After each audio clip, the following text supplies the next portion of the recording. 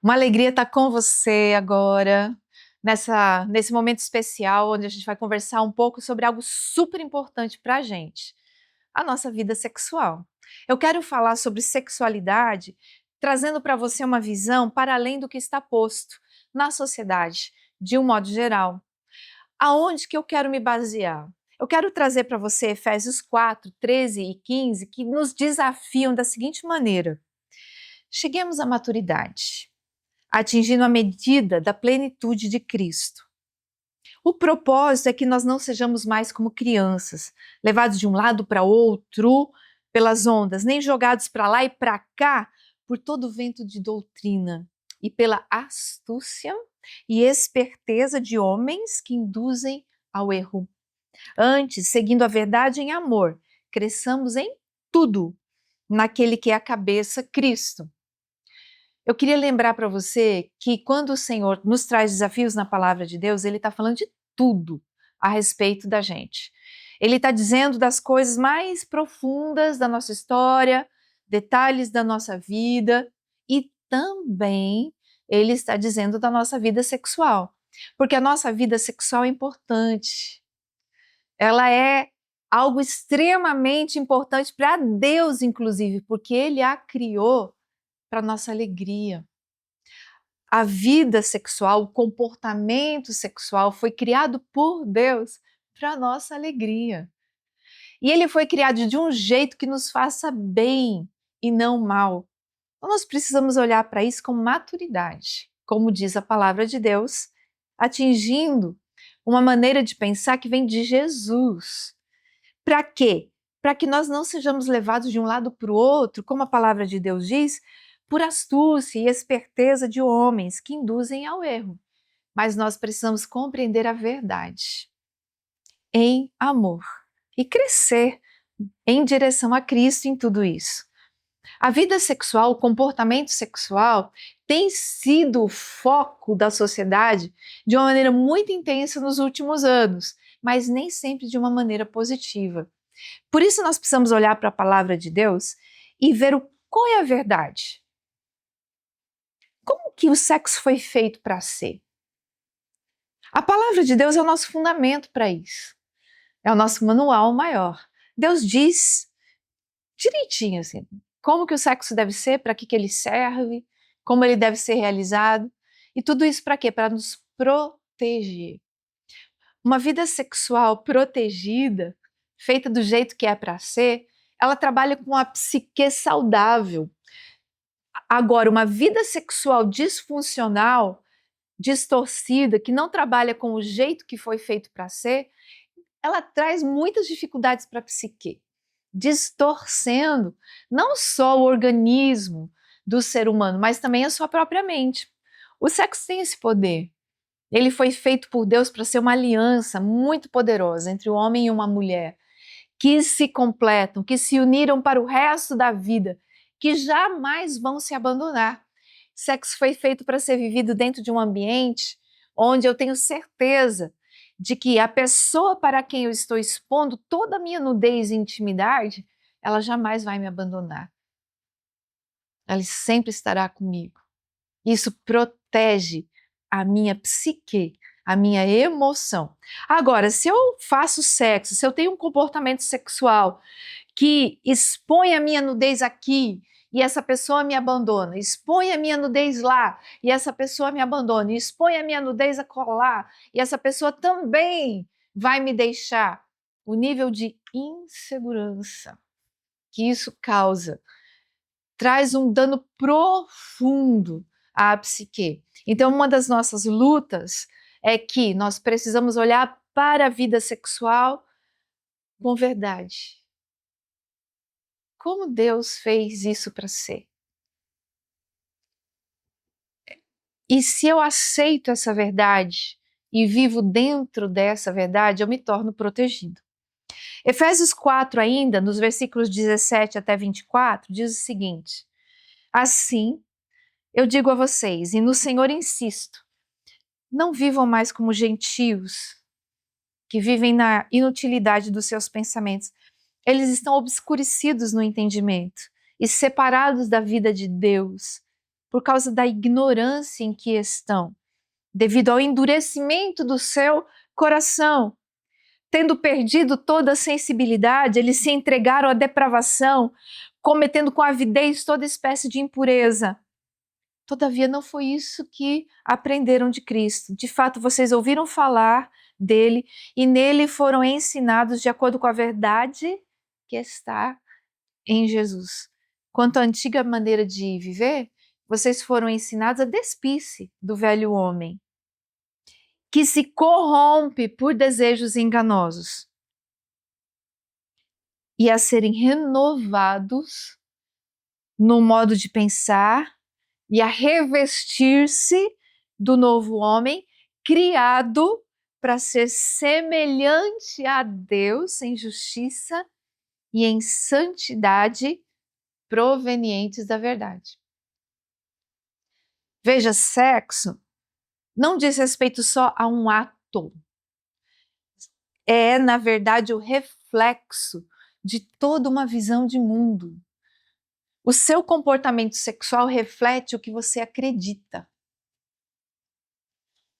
Simples assim. Eu vou repetir. O seu comportamento sexual reflete o que você acredita sobre Deus, sobre você, sobre as pessoas, sobre o mundo. O que fazemos com os nossos corpos mostra o que acreditamos sobre a natureza de Deus, sobre o relacionamento dele com o seu povo. Ou seja, o que eu faço com o meu corpo mostra se eu acredito que Deus é Deus e se eu acredito que Deus sabe o melhor para mim. Se eu uso o meu corpo de um jeito que Deus falou que não é para eu usar, eu estou dizendo que eu não acredito que o que Ele disse é verdade. Deus disse que o meu corpo precisa ser usado de uma determinada maneira na relação sexual. Por exemplo, né, o Senhor fala sobre a proteção para que o sexo seja realizado dentro do casamento. Que cada homem, por exemplo, precisa ser marido de uma só mulher. Por que isso? Porque o corpo não foi feito para ser colocado em situações de união, que o sexo é uma união poderosa, onde as pessoas vão ser abandonadas, como eu mencionei para você. Sexo foi feito para dar alegria e para ser protegido, porque é muito poderoso. É uma aliança muito, muito poderosa. A pornografia, por exemplo. A pornografia tem um viés de utilitarismo. Eu utilizo o corpo de alguém para o que eu chamo de prazer. E esse prazer, na verdade, é efêmero, porque ele não está protegido. Ele está sendo uma utilização do corpo de alguém para obter um clímax. E logo em seguida esse alguém é descartado, seja uma imagem, seja uma foto, seja o que for, mas eu utilizei, eu usei aquele corpo para um clímax. Você vê como o comportamento sexual está conectado com uma crença? Se eu sei que para produzir um conteúdo pornográfico, alguém foi comprado, não é? E eu sei que o comportamento pornográfico tem a ver com utilizar isso. Aliás, né, a indústria pornográfica é uma das mais ricas do mundo. Esse utilitarismo do corpo via pornografia, ele produz muito dinheiro. E por isso que as pessoas produzem mais e mais conteúdo pornográfico, porque é cruel desse jeito, né? Você veja, se eu acredito que Deus fez o ser humano para ser respeitado, se eu acredito que Deus fez o ser humano com valor, se eu acredito que Deus disse que o sexo precisa ser protegido por isso, porque ele valoriza o ser humano, eu vou ter resistência à pornografia. Porque eu vou evitar usar o corpo de alguém para um benefício efêmero, que as pessoas chamam de prazer. Aliás, sexo, inclusive, foi reduzido a uma forma de divertimento. As pessoas dizem que vou ter aqui um prazer tal, vou ter ali um prazer tal. como se fosse um divertimento. E na verdade, sexo é uma doação, é uma entrega, é uma aliança que eu faço com alguém que nunca vai me abandonar e quem eu jamais vou abandonar. Não é uma diversão. Agora, se eu acredito que Deus é Deus e o que ele disse é verdade, e eu olho para o que ele disse sobre sexo com seriedade, então eu vou me comportar assim, valorizando uma relação sexual como algo que não pode ser feito de qualquer jeito, em qualquer lugar, de qualquer maneira. Não pode. É algo de extremo valor. Eu vou proteger isso como Deus pediu que eu protegesse. A Bíblia nos informa que o Senhor criou a gente à imagem dele. Em Gênesis 1, 26 e 27, nós lemos que Deus disse a Jesus e ao Espírito Santo: façamos um homem à nossa imagem, conforme a nossa semelhança. Domine ele sobre os peixes do mar, sobre as aves do céu, sobre os animais grandes de toda a terra e sobre os pequenos animais que se movem rente ao chão. Criou Deus o homem à sua imagem. A imagem de Deus o criou. Homem e mulher o criou. Se eu olho para esse trecho da palavra de Deus com o respeito que isso merece, eu entendo que o ser humano tem muito valor, que o corpo do ser humano tem muito valor, que o homem foi feito homem, que a mulher foi feita mulher e que isso tem muito valor. Eu respeito isso. E eu não quero me colocar no lugar de Deus, alterando o que ele já fez, de acordo com o que eu acho que precisa ser. De novo, o comportamento sexual tem tudo a ver com a sua visão de mundo, com a sua cosmovisão. Se você acredita que Deus é Deus e ele fez o homem como o homem tem que ser, isso é bom. Se você acredita que ele fez a mulher como a mulher precisa ser, isso é bom. Você não vai sentir necessidade de alterar isso. Mas você vai receber isso como um presente do céu e vai viver a masculinidade com a alegria, né, que tudo isso proporciona, e vai viver a feminilidade com a alegria que tudo isso proporciona, e o comportamento sexual vai refletir isso.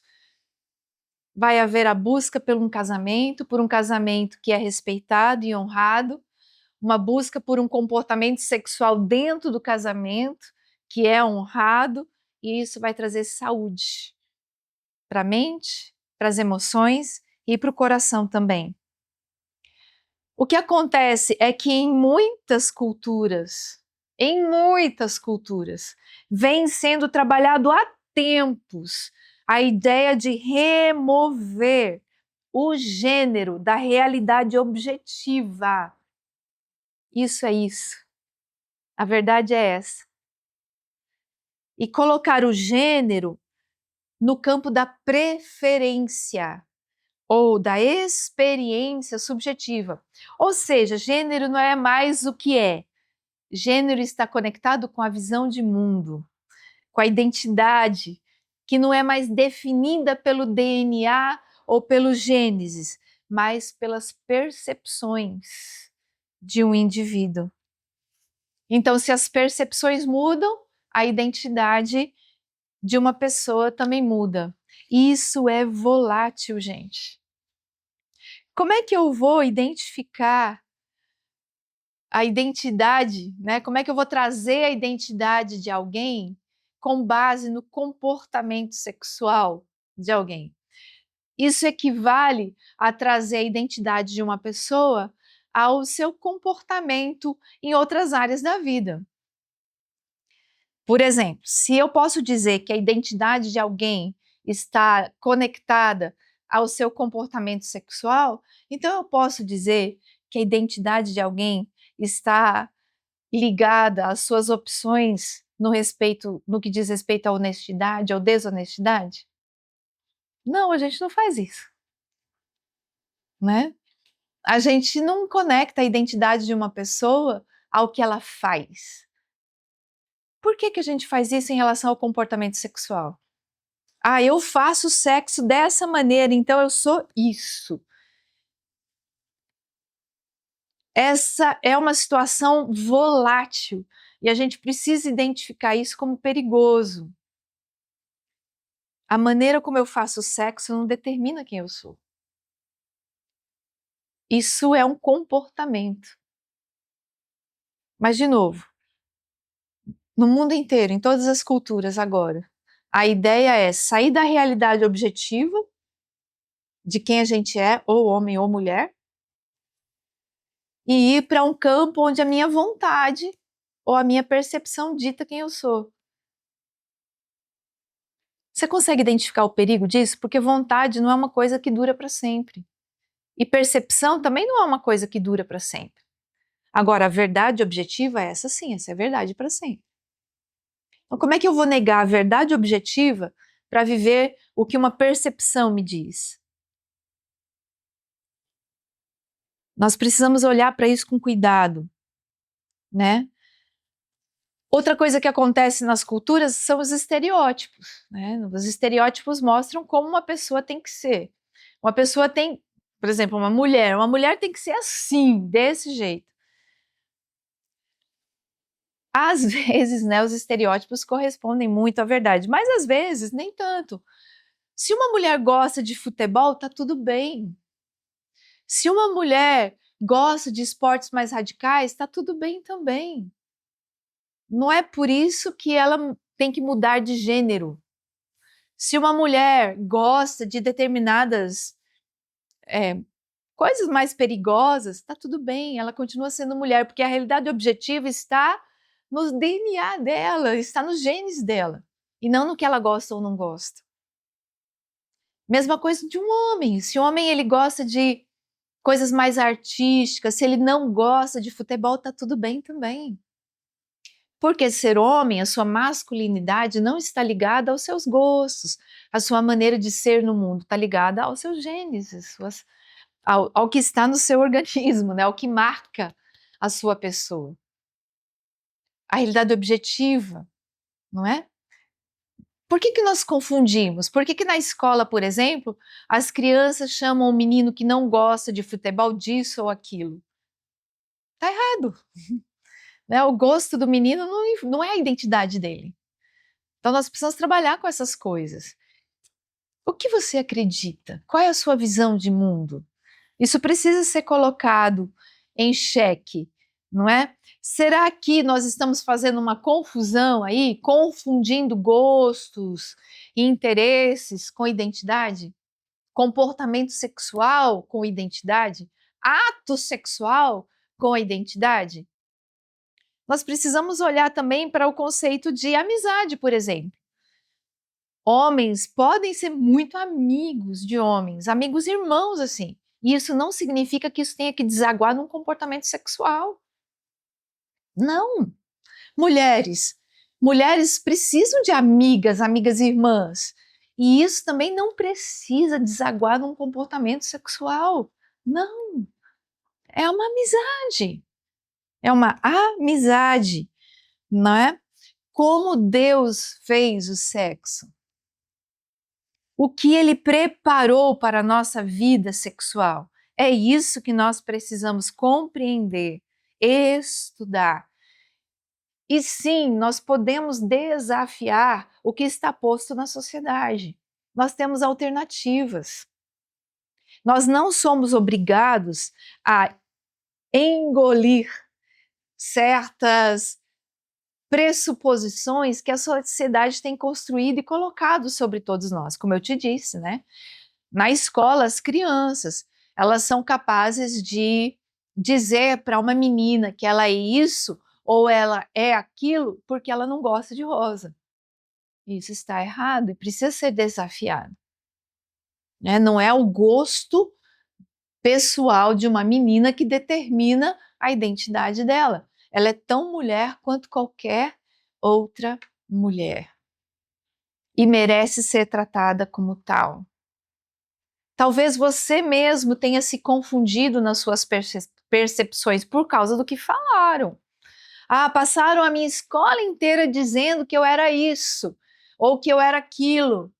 Quem disse que essas pessoas estavam certas?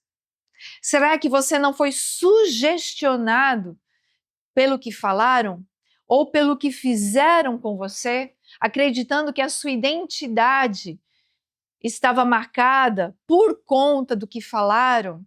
Será? Será que você não foi sugestionado? Eu quero te oferecer a alternativa de parar e perguntar: como Deus me vê? Qual é a verdade sobre mim? Como Deus me enxerga? Talvez você seja surpreendido, né? A sexualidade bíblica pode ser resumida em duas ações muito importantes, não é? Uma é a abstenção antes do casamento. De novo e outra vez, o sexo é tão poderoso, tão lindo, tão extraordinário, que ele realmente foi feito para ser vivido dentro da proteção do casamento, onde realmente a pessoa a quem oferecemos a nossa intimidade total e nudez, ela nunca vai nos abandonar.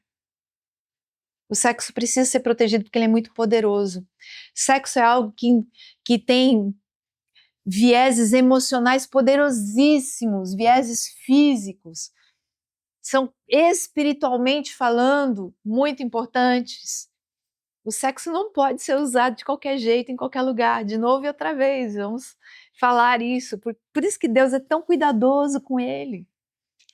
Porque, de novo, ele foi feito para nossa alegria, é lindo, mas ele precisa ser feito do jeito de Deus.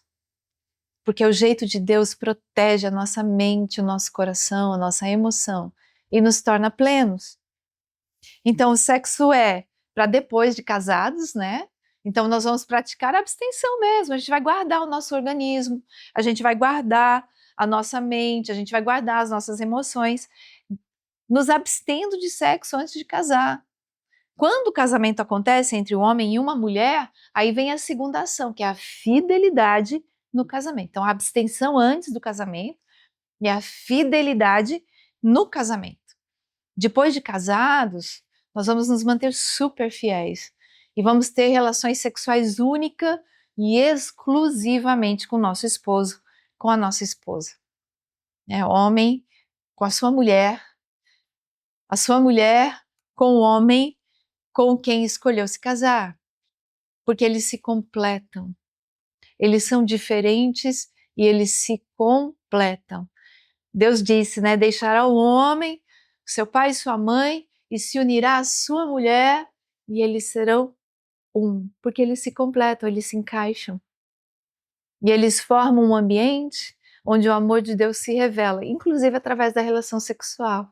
Essa manifestação da aliança linda que pode existir entre um casal que se ama e que busca amar a Deus de todo o seu coração e viver a verdade de Deus. A verdade de Deus, como Deus fez para ser. Sem a imposição da sociedade, sem as formulações sociais, sem a influência dos interesses econômicos. Só o que Deus fez para ser. Do jeitinho que Deus fez para ser.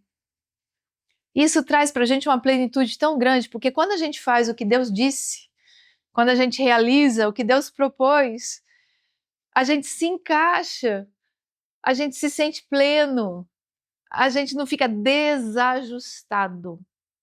Hoje a sociedade vive esse ambiente de desajustados, as pessoas estão sempre inseguras, estão sempre insatisfeitas, por quê? Porque decidiram inventar a roda, decidiram se colocar no lugar de Deus e dizer o que é verdade. Ah não, o que Deus disse não serve. O que é que serve? É a minha verdade, é o que eu acredito, é isso que eu vou fazer. O problema é que isso está causando um adoecimento tão grave. Nunca tivemos tantos problemas de saúde mental como temos agora. Por quê? Porque estamos desajustados. Nós decidimos sair do que Deus disse que é para ser. Nós fomos criados para o relacionamento. É isso. Deus nos fez para nos relacionarmos. Casamento é de Deus, né? Nós afirmamos que a verdade é aquilo que corresponde à realidade. Qual é a verdade de Deus? É o que Ele fez para ser. E é lindo. E é bom. Nós distinguimos entre os diferentes tipos de amor. Existe o amor entre amigos, há amigo mais chegado que o irmão, há colegas, há o amor entre filhos e pais, entre pais e filhos biológicos. Existe o amor eros, que é para ser vivido dentro do casamento, protegido pelo casamento. Né? E nós desfrutamos de tudo isso com a verdade de Jesus. E nós amamos todas as pessoas, independente do seu comportamento, independente das suas decisões, independente do que elas estão fazendo no momento, a gente ama demais todas as pessoas. Se até hoje o seu comportamento sexual não é o comportamento que Deus escolheu para vocês, para gente, isso não deixa a gente. Isso não diminui nosso amor por você, sabe assim? Nem o de Deus. Deus te ama demais. Seja qual for a sua escolha, se você escolheu X, Y, Z como seu comportamento sexual ou para as outras escolhas de vida, você nunca vai fazer com que Deus te ame menos. Deus te ama demais. Eu vou repetir.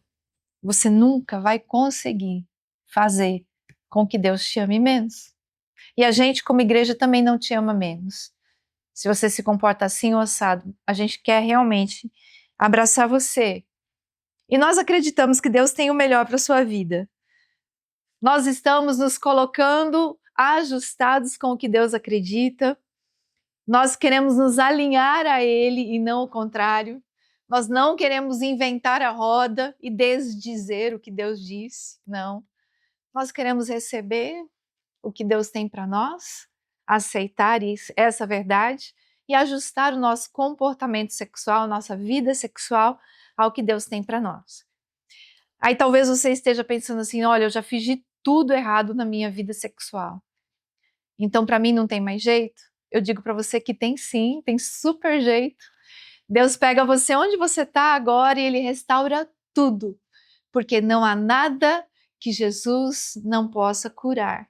Inclusive, Ele pode ajustar toda a tua vida sexual e fazê-la novinha em folha. Ele só precisa que você permita, que você deixe Ele colocar tudo no lugar, que você permita que a verdade de Deus seja o norte da sua história a partir de agora.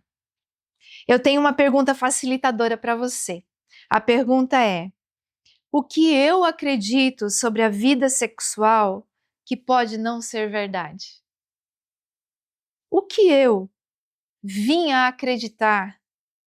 O que eu aprendi sobre a minha vida sexual ou sobre a vida sexual em geral que pode não ser verdade? Vamos pensar nisso. Um grande abraço, gente!